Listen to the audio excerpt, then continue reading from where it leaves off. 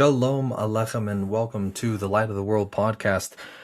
With the help of Elohim Chaim Chai HaOlamim, the living and eternal God, the life of all the worlds. When the Messiah comes, we are told in the prophets that one of the things that he will do to transform this entire planet and bring peace on earth and to vanquish the forces of darkness is he will transform all of the swords into plowshares, and that nation will no longer lift up sword against nation, but that we will no longer learn of warfare. Now, I really love warfare and the study of warfare, and I think that there's a really deep understanding to embody when it comes to warfare and the spirit of a man of war.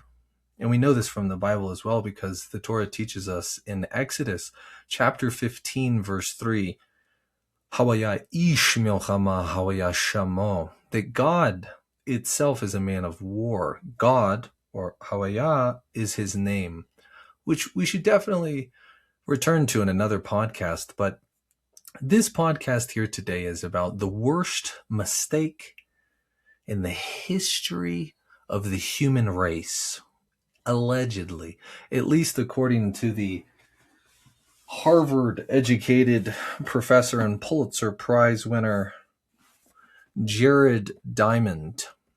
And he was actually known at one point to be, according to his Grokpedia or Wikipedia page, they're in a bit of a battle right now, one of the top 100 most influential people alive on the planet.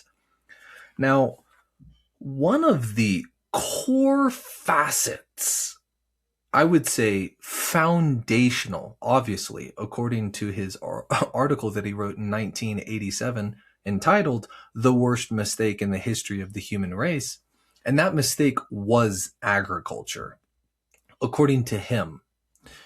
And you can see here, in Guns, Germs, and Steel, and how civilization has really descended into a tribalistic state of gender inequality and war for resource exploitation and resource hoarding, all of these things that we get into with large, dense, sedentary societies with technology, horses, and weaponry, and ships, and political organizations, and writing, and epidemic diseases. He has here on page 83 of his book a diagram here. Now, I did not write this. I actually got this book used, and so someone wrote some rather funny little notes in here, which aren't mine, but they get right to the point. He goes, "This is effing key, bro." And then why did agriculture originate? Because when we look here at the factors underlining the broadest patterns of history, according to Professor Jared Diamond, we get all the way down here to horses and weaponry and ships and vehicles, political organization, writing, and diseases. But when we go up to the ultimate factors of the patterns of history and civilization, the further up we go, we really get to an east-west axis up here. But the first real development, differentiation of civilization from hunter-gatherer tribal societies, the first thing is suitable wild species, and the ease of species spreading, many, and then we go boom right down to many domesticated plant and animal species. And he says here, over on page 82, where was it?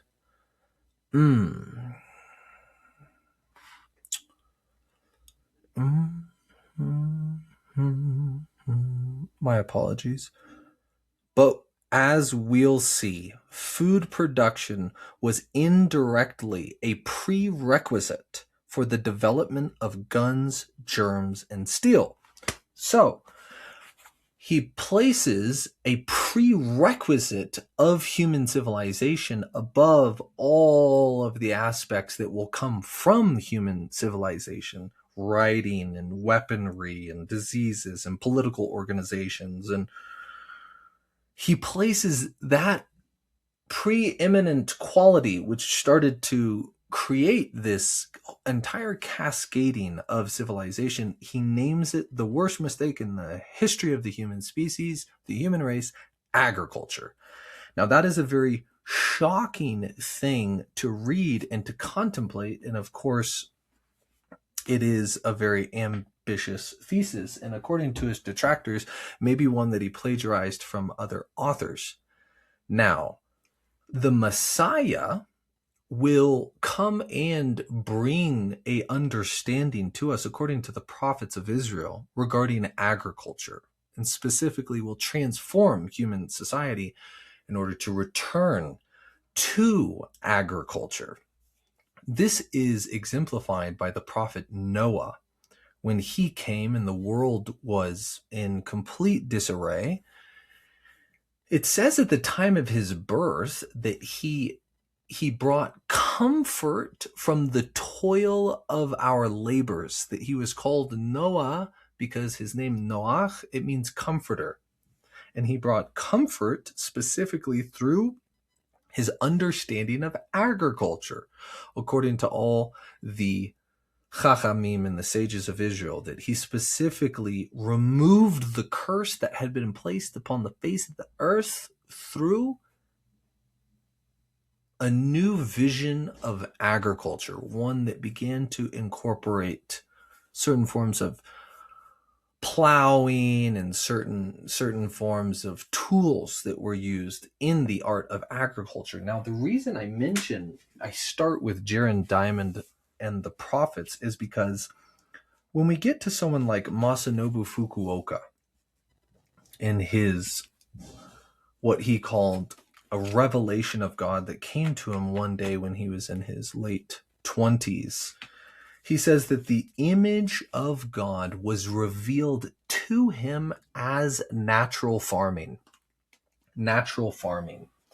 And that specifically, Masanobu Fukuoka said that he spent his entire life from that moment in his 20s into his 70s for 50 years. He spent his entire life trying to bring about a comprehension of God, specifically as a farmer himself, embodying the path of a farmer, which he says he had revealed to him in a moment of spiritual ecstasy and a vision. He writes about these in his books, where he was revealed the image of God as natural farming.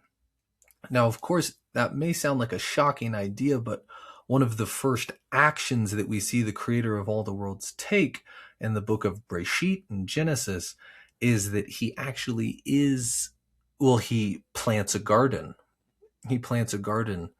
And thus, for the believers in the prophet Moses who are reading Genesis to receive his wisdom, the light of God, the Holy Spirit through Moses, we see that in Faramim, we are walking in the very ways of God itself. We are doing as it or he does. So there's a mystery here. God is the first farmer that we ever read about. And certainly throughout all of the world, we do see a rather sacred relationship with farming itself. And yet, Martin Pratchell, in his book, The Unlikely Peace of Kukumakik, I'm not sure how to pronounce that, but he is, I believe, a shaman, and he went and studied with the shamans of, I believe, Colombia. But he did end up in South America, and in the Mayan, he was initiated into the Mayan tradition, which is, while albeit may contain some beautiful and interesting understandings, did involve ritual human sacrifice, and that shouldn't be overlooked or glossed over, and it should be called out to be evil. But he lives in New Mexico, and he has a wonderful business out there, and I don't believe he practices any of those terrible acts. But Martin Pratchell, you can look him up at floweringmountain.com. And Guatemala, my apologies, he went and lived in Guatemala. But in chapter 19 of his book, he's speaking about agriculture and farming, because a tremendous amount of what he's doing at his center for healing and education and music, poetry, art, and farming is he's teaching people about farming a lot. And unfortunately for him in his book, I do believe he's got a very strange perspective on the matter, one that I don't think actually bears out archaeologically, historically, or spiritually when we really critically look at the claims here. But he says on page 318, all earthly sustenance, all farming and pastoralism of domesticated plants and animals on tamed land earned humans the endless stigma of wild nature's hatred. Wow. Because there is a question historically about how did we become so disassociated from the living world itself? This huge split, or this Neolithic revolution, where we went from hunter-gatherers and very small tribal nomadic societies into huge, what would become city-states, military powers, and just huge concentrations of wealth and power. And just the disassociation from life itself. How did this begin to take place? Humans began to see themselves no longer as human beings on a planet, but citizens in a state. And that's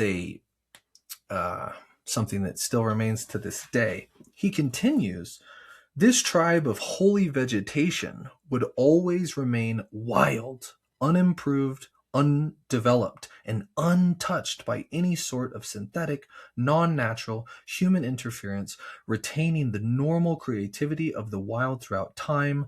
The plant's indigenous nature is to remain wild and indigenous. Wild wheatgrass has no desire to be reduced by human selection into wheat of our daily bread. The common ancient indigenous vision is that all nature was an unwilling in-law. He actually uses the very, I believe, disgusting phraseology of the rape of the world, that human beings really, through an unsanctioned, unwilling rape of life itself, we began to engage in the acts of agriculture.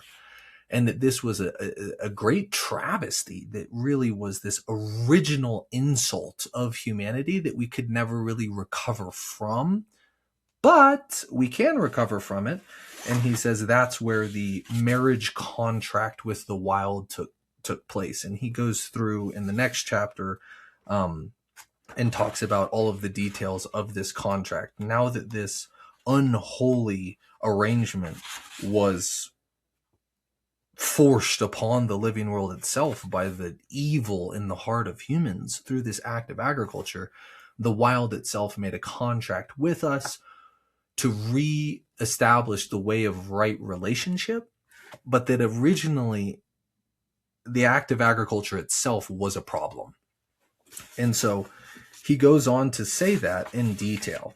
And it was an illicit marriage, an unwilling marriage, but it was a marriage nonetheless. And in the end, the foodstuff that eventually grew from the stolen seeds we manipulated through garden subjugation and the unnatural enslavement of domesticated predictability on illicitly cleared wild land, he just goes on. People only desired what she could be manipulated to give them, an easy source of reliable food, but had no real love for her real self or for who she really was, the vitality of the untamed wild.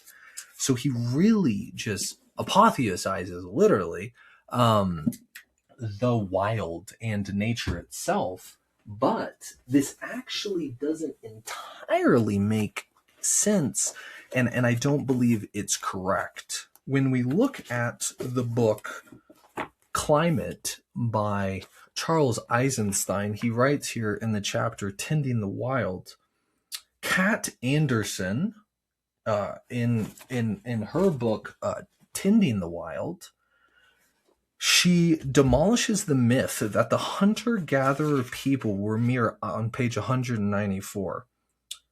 She demolishes the myth that hunter-gatherer people were mere occupants of pristine nature, demonstrating their deliberate, sustained influence on the composition of biotopes and species in their territory.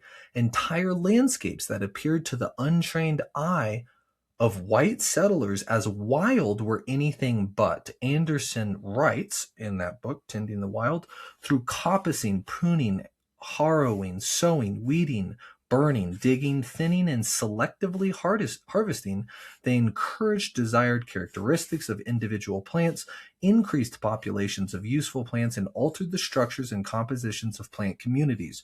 Regularly burning of many types of vegetation across the state created better habitat for game, eliminated brush, minimized potential for catastrophic fires, and encouraged a diversity of food crops. These harvest and management practices, on the whole, allowed for sustainable harvest of plants over centuries and possibly thousands of years.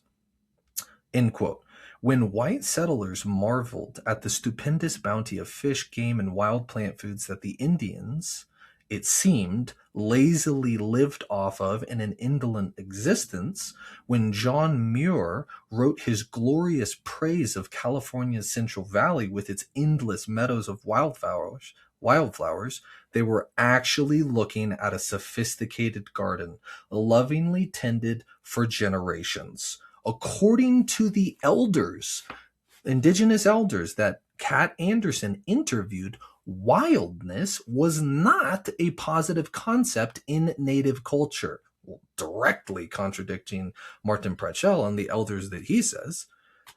It meant land that was not well tended, land in which human beings were not exercising their duty to protect, enhance, and develop life, which does bring back that command given in the book of Genesis that we were told our original command from God was to serve and protect the garden that we had been given. And I write about all of this and include all these quotes. And of course, it goes on. A great book, Charles Eisenstein. He was, I believe, he was an advisor to the presidential campaign of Robert F. Kennedy Jr., a really wonderful man here. But to get back to it, we've got a couple more books to go through here. Gaia Alchemy by Stephen Harding, PhD, The Reuniting of Science, Psyche, and Soul. He says on page 40, and he's going through this great, but how did the split, our modern immensely dangerous disconnection between psyche or soul and matter, come about? It's a long and complicated story that has been traced back to what happened to the goddess cultures of old Europe and beyond at the end of the Neolithic, the New Stone Age, which began around 10,000 BCE and ended at about 5,500 BCE.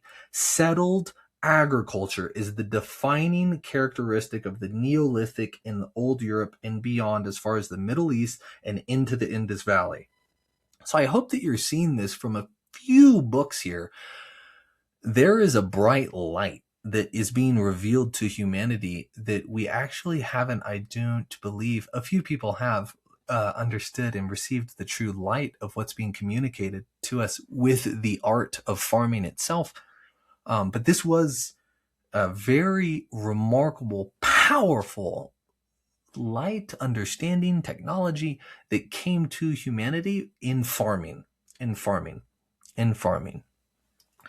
it is the defining characteristic of civilization's creation itself that brought forth writing and political organization, city-states, militaries. I mean, as Jared Diamond alleges. And of course, there's disagreements with everybody about everything, but it's beautiful. And I think that there's a really important thing for us to consider here, especially considering the prophets of Israel and the Mashiach himself is going to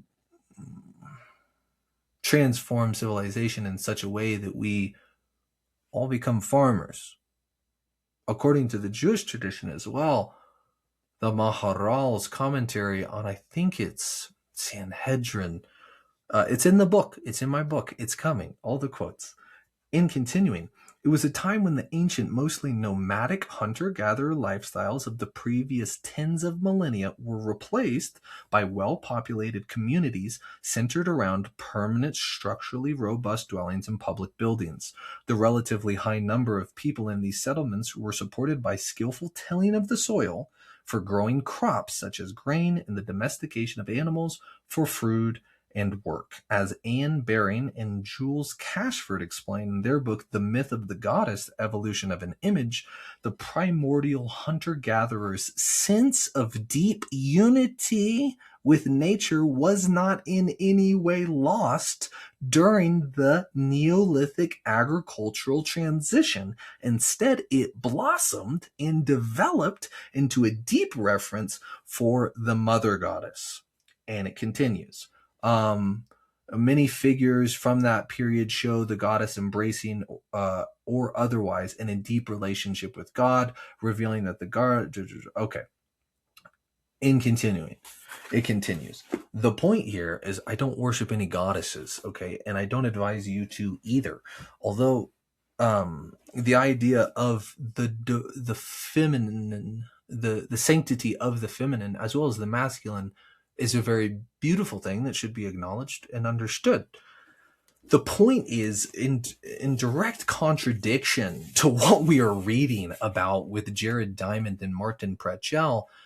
And agriculture itself was not this great original insult and sin that humanity engaged in that really began about the demise of all human civilization, which would emerge from it. Of course, that's overly reductionistic and doesn't even make any sense, as some of the detractors of Jared Diamond have indicated in one of the articles here posted by livinganthropologically.com in direct kind of maybe critique of Jared Diamond. They say key takeaways here at the end of the article on livinganthropologically.com. Recent archaeology shows domestication was creative experimentation, not a single catastrophic event. Yes, that is true. Because when you think about agriculture and specifically the domestication of a plant, like take teosinte, for example, the original plant ancestor of all corn, this very, very small and hard seed. There is no impulse, or you take the ancient watermelon, this bitter melon. You take this bitter melon, you plant the seed. It's not like out comes popcorn, out comes a beautiful, huge red watermelon, and people are just like, oh my gosh, we need to hoard these seeds. The development takes place over hundreds of years.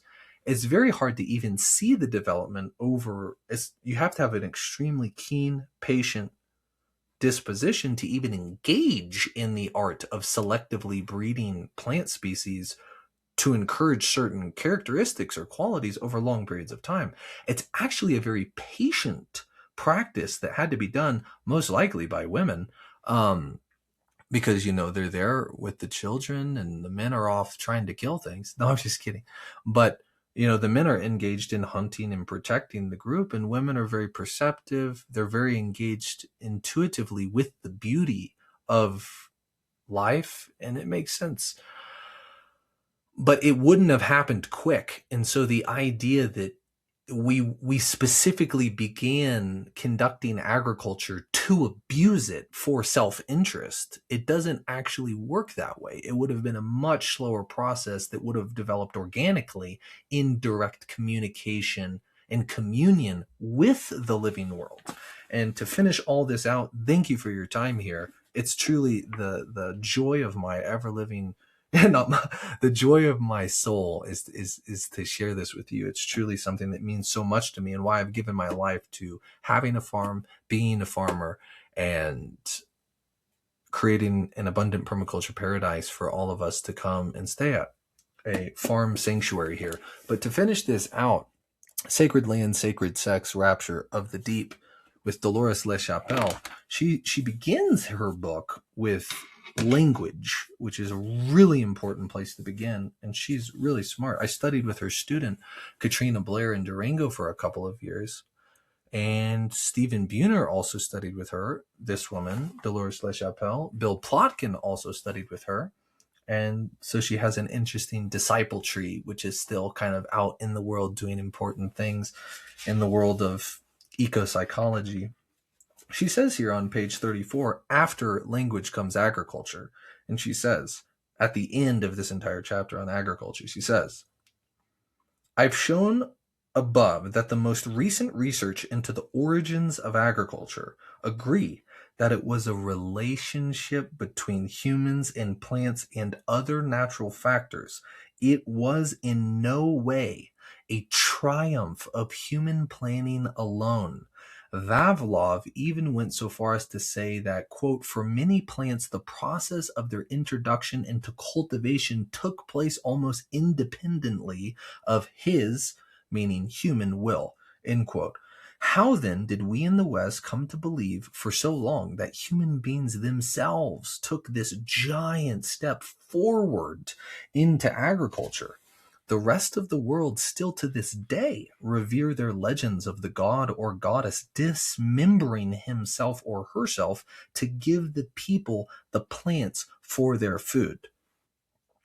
The latest aspect of this Eurocentrism is that we have discovered the right way at last. Permaculture and Fukuoka, Masanobu Fukuoka's One Straw Revolution, etc., when each of these methods actually come out of the age-old valid way of doing cultivation of plants by listening to the plants themselves and their needs and what you learn from them. I'm not saying that Bill Mollison and Masanobu Fukuoka are making those claims, but some new age thinkers in this country are making such claims about the new agriculture just discovered by humans. Yes, and you know, and she continues, and it's so good. And read her book, absolutely beautiful. A lot of her books. So we've gone through some material here. I hope that you contemplate and integrate these understandings into your heart, because there's a radically different understanding of what agriculture was, how it began, and the understanding that could potentially shift humanity's future, one that could transform civilization and align us with God itself. And so it may seem like a rather theoretical or academic line of reasoning to explore the origins of agriculture and its impact on human history and civilization's future. But alas, the Mashiach itself is going to come and bring about a understanding in regards to agriculture as revealed in the prophets of Israel. We will return to agriculture because of the prophet, the Mashiach. So it wasn't this Neolithic great revolutionary human greed and lust and the raping and pillaging of the natural world. That was not how agriculture began. It doesn't even make any sense for agriculture to begin that way, because you can't just take a wild seed, plant it in the ground, and out pops a watermelon, beautiful and red and succulent and filled with sugar.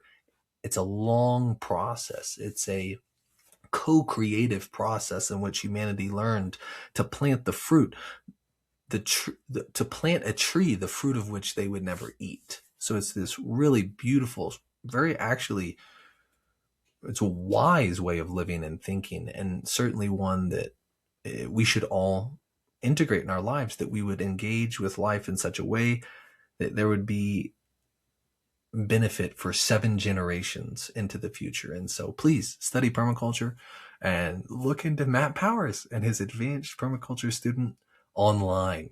Such an incredible man, and he's done so much for this field and advancing all of these understandings. And shalom aleichem. Have a wonderful day. Shalom.